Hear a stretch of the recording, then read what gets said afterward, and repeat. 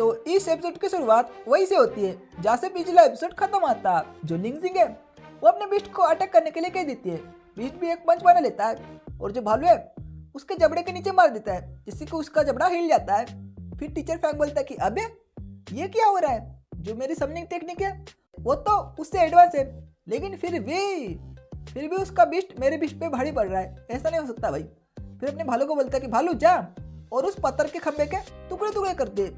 और भालू भी जाता है और सबसे पहले उस पत्थर के बिस्ट का जो सर है वही बोलता है और उसकी छाती पर लगातार हमला करने लगता है और उसकी जो छाती है उसके पूरे परकच्चे उड़ा देता है। लेकिन लिंगजिंग बोलती है कि सुन, तुझे हार नहीं माननी है, तुझे जीतना होगा। और जैसे ही वो बिस्ट सुनता है वैसे ही वो लिटरली बिना सर के अपना पंच मार लेता है और जो भालू है उसके बिल्कुल मुंह पे मार देता है, जिससे कि आसपास की जमीन शैटर हो जाती है। और जो भालू है उसका कोई भी नामोनिशन नहीं होता, यानी कि भालू हार जाता है।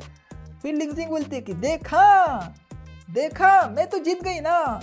फिर टीचर फैंग बोलता है कि नहीं, अभी तो शुरुआत है ना, और अपना जो हाथ है वो फिर से काट लेता है और बोलता है कि तुम्हारी जो लो लेवल की समनिंग टेक्निक है वो तो मेरे सामने कुछ भी नहीं। तुम्हें दिखाता हूँ कि जो असली समनिंग टेक्निक है वो क्या होती है।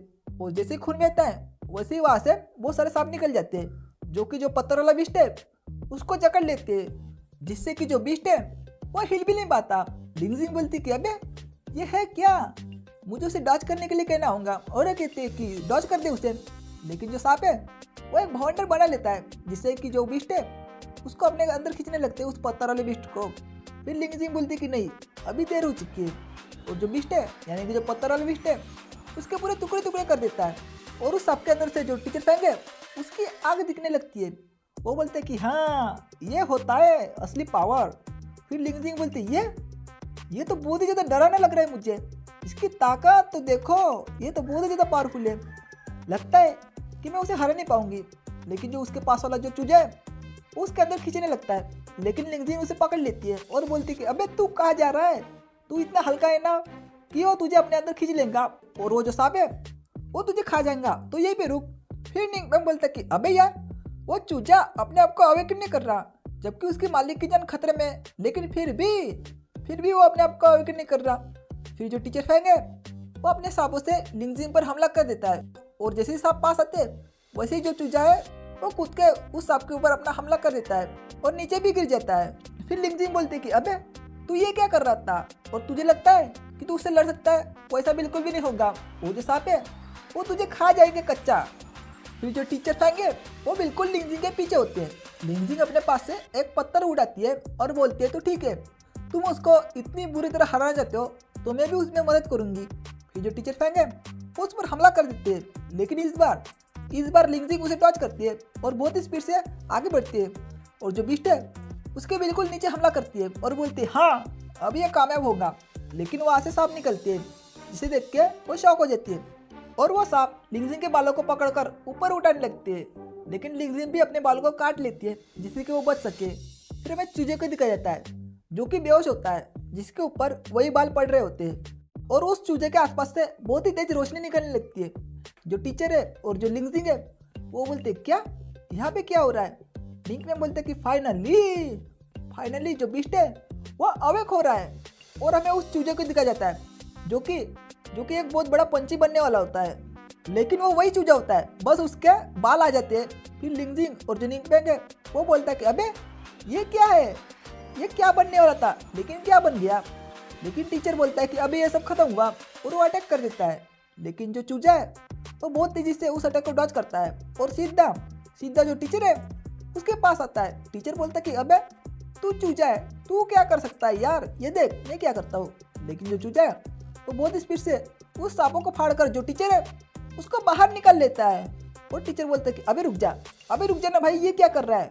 जो चूजा है वो उस टीचर के सर पे अपनी चोंच मार रहा होता है और टीचर भी बोलता है कि अबे यार बस भी कर, तू अपनी चोंच मार के जो मेरा सर है उसको खाएगा क्या।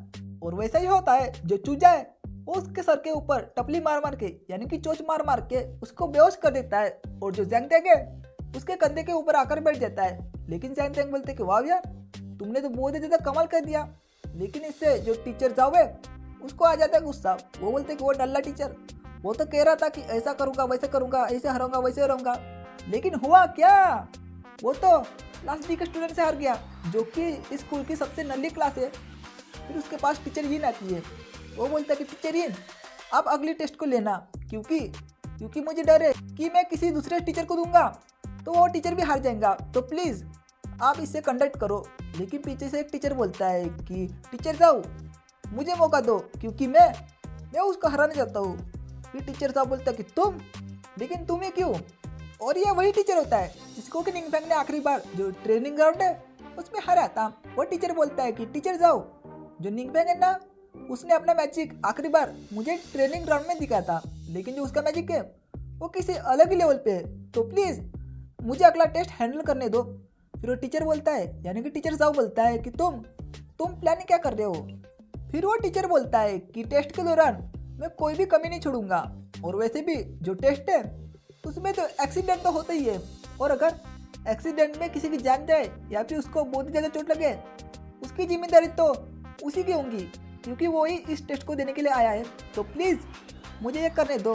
फिर टीचर साहब बोलते हैं कि हाँ ठीक है, वैसे भी तुम अगर जो निंगफैंग है उसको इस स्कूल से निकालने में मदद करोगे तो मैं तुम्हें खुशी खुशी ये करने दूंगा।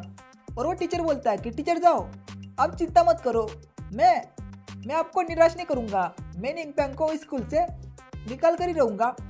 और ये चैप्टर यहीं पे ख़त्म होता है। तो आपको ये वीडियो कैसा लगा मुझे कमेंट बॉक्स में ज़रूर बताना। तो मैं मिलता हूँ नेक्स्ट वीडियो में, तब तक के लिए बाय बाय, सायोनारा।